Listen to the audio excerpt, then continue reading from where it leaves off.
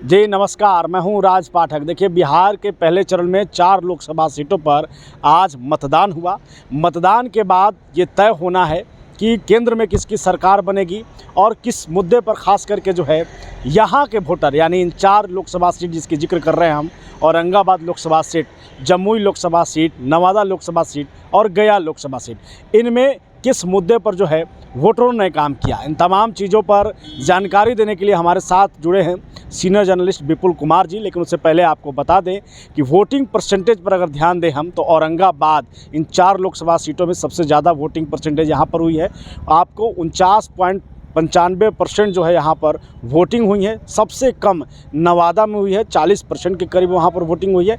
वहीं पर गया में 48 और फिर आपको नवादा में जो है 40 और फिर जमुई में जो है वो 47% हुई है। हमारे साथ विपुल जी हैं। विपुल जी, क्या कहेंगे? आज चूँकि मतदान हो गया, पहले चरण का जो है एक सीढ़ी हम आगे बढ़ गए, 7 चरणों में चुनाव था, कैसे देख रहे हैं पहले तो आप इसको? देखिए राज, आप समझिए, मतदाता जो है इस बार शुरू से बहुत ज़्यादा उत्साहित नहीं था, लेकिन जैसे जैसे मतदान का समय नज़दीक आया, थोड़े से लोग जागरूक हुए। औरंगाबाद में जैसा कि दिखा, आपको जमुई में भी दिखा, नवादा में उत्साह अंतिम समय तक नहीं आया। औरंगाबाद की अगर हम बात करें, क्योंकि आज हम इसी लोकसभा क्षेत्र में काम कर रहे थे, आप भी साथ में थे, कई बूथों पर हम लोग साथ में रिपोर्टिंग किए हैं। तो औरंगाबाद में शुरुआती जो है, जैसे सुबह में 7 बजे वोटिंग शुरू हुई, उसके बाद में 10 बजे तक वोट परसेंट नहीं था, मात्र 6% तक वोट हुई थी। लेकिन जैसे जैसे धूप बढ़ा, लू तेज़ हुई, तापमान बढ़ने लगा, वैसे वैसे वोट प्रतिशत भी बढ़ने लगा। लोग घर से बाहर निकलने लगे और वोटिंग हुई। एग्रेसिव वोटिंग नहीं हुई, लेकिन वोटिंग हुई, अच्छी वोटिंग हुई। पिछले 2019 के तुलना में थोड़ी कम वोटिंग हुई, लेकिन वोटिंग हो गई। इसका कारण बदलता मौसम या फिर क्या कहेंगे, जनता ने क्या सोच करके इतना कम वोटिंग का क्या कारण समझ रहे हैं आप? देखिए, 2 कारण था। एक तो लगन का समय था, लोग बहुत ज़्यादा घर में शादी विवाह को लेकर थे, और दूसरा लू भी था। तो एक बहुत बड़ा तबका ऐसा है जो वोटिंग करता है, लेकिन बहुत ज़्यादा उत्साहित वो नहीं होते। तो वो तबका एग्रेसिव तरीके से वोटिंग नहीं किया, लेकिन वोटिंग किया है। अब बात राज हवा की हो रही कि यहाँ पर कौन भारी पड़ेगा, कौन भारी पड़ेगा। और लोग कह रहे हैं कि महागठबंधन की तरफ से जो है एग्रेसिव वोटिंग हुई है, एनडीए की तरफ थोड़ा कम एग्रेसिव वोटिंग हुई है, ये भारी पड़ सकते हैं, वो भारी नहीं पड़ सकते हैं। तो सबसे बड़ी बात मैं बताऊं तो अभी ये कहना आसान नहीं है, क्योंकि आप अगर एनडीए की बात करते हैं तो एनडीए में जो राजपूत जाति के लोग हैं वो सड़क पर बोल रहे हैं हमने किसको वोट किया। ब्राह्मण बोल रहे हैं, भूमिहार बोल रहे हैं, कायस्थ बोल रहे हैं, बैश्य बोल रहे हैं। तो इनकी बात आप चौक पर, चौराहे पर, चाय दुकान पर सुन के आप सोच रहे हैं इनकी वोटिंग ये हुई है।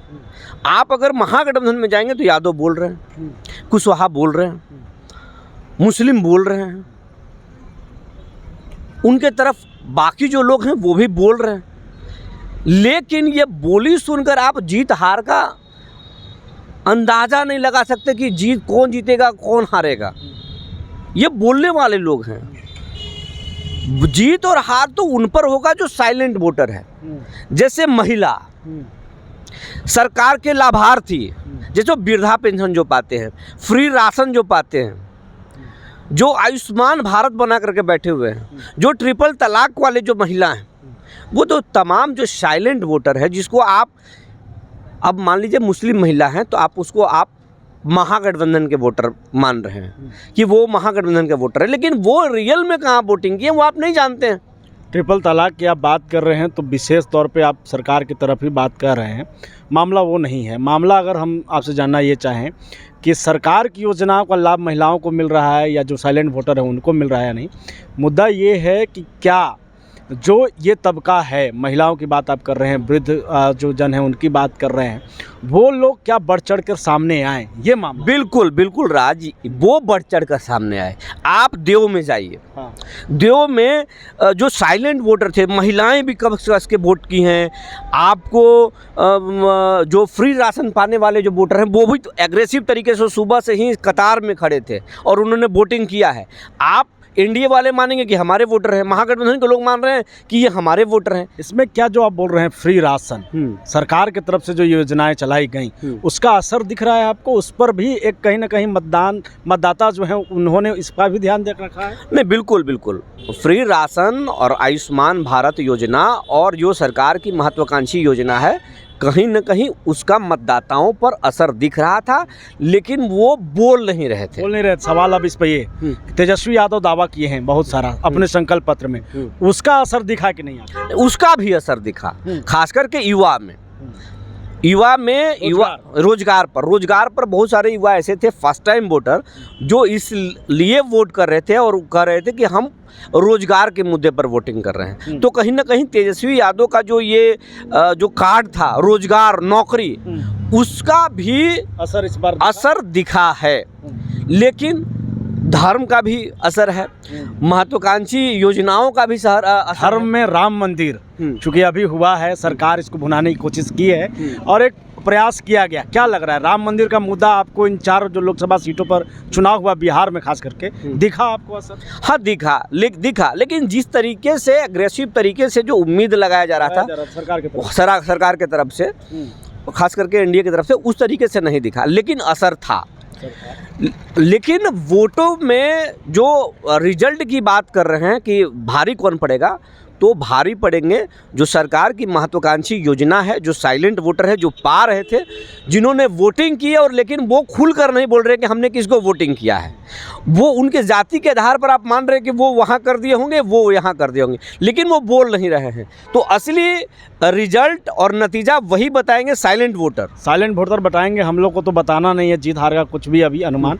मैं बस ये जानना चाहूँगा विपुल जी कि अभी हाल ही में लगातार चुनाव हो रहे हैं, फेक वीडियो भी कई वायरल हुए।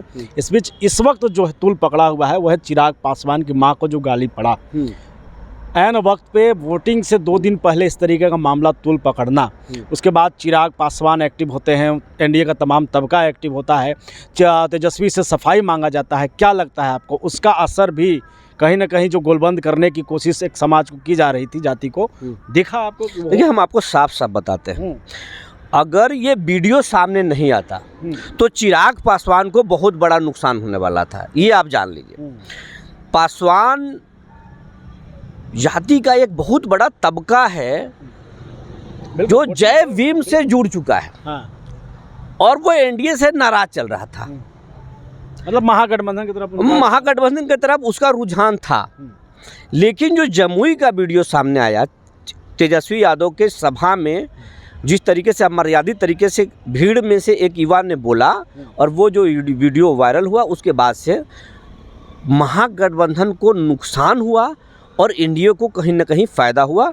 पासवान जाति के जो लोग कट रहे थे एनडीए से, वो कहीं ना कहीं एनडीए की तरफ आ गए, इसका फ़ायदा हुआ। एक सवाल मेरा बस इस पर है, अभी का जो लगातार सर्वे आ रहा है, आप अक्सर सुन रहे होंगे संविधान को लेकर के चर्चा, लगातार हम लोग भी डिबेट कर रहे हैं, प्रधानमंत्री मोदी भी खुले मन से कह रहे हैं संविधान पर खतरा, ये बड़ा विषय महागठबंधन ने बना दिया है।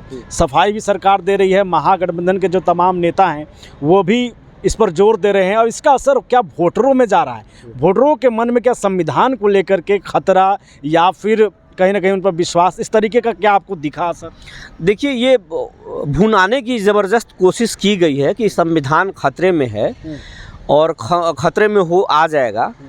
इसका थोड़ा सा फ़ायदा महागठबंधन को हुआ है कि कुछ जो एनडीए के वोटर माने जाते थे या जो बीएसपी के जो कैडर माने जाते थे, वो भी कहीं ना कहीं वो महागठबंधन की तरफ टर्न हुए, कुछ परसेंट टर्न हुए। तो इसका थोड़ा सा असर है, लेकिन बहुत असर नहीं है, क्योंकि जो इंटेलेक्चुअल क्लास है, जो पढ़े लिखे लोग जो हैं, महागठबंधन के भी, या पिछड़ी जाति में, अति पिछड़ी जाति में, या महादलित परिवार में, उनको भी मालूम है कि अब संविधान में कोई छेड़छाड़ नहीं कर सकता है। स्वयं अगर बाबा साहब भी आ जाएंगे, वो चाहेंगे कि हम छेड़छाड़ कर दें, तो अब संभव नहीं है, क्योंकि देखिए मीडिया का बहुत व्यापक रूप हो चुका है।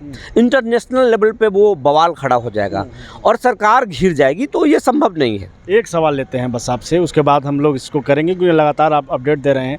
सवाल ये है कि इस लोकसभा में इंडिया गठबंधन सामने था और एनडीए सामने था, ये देख रहे हैं हम।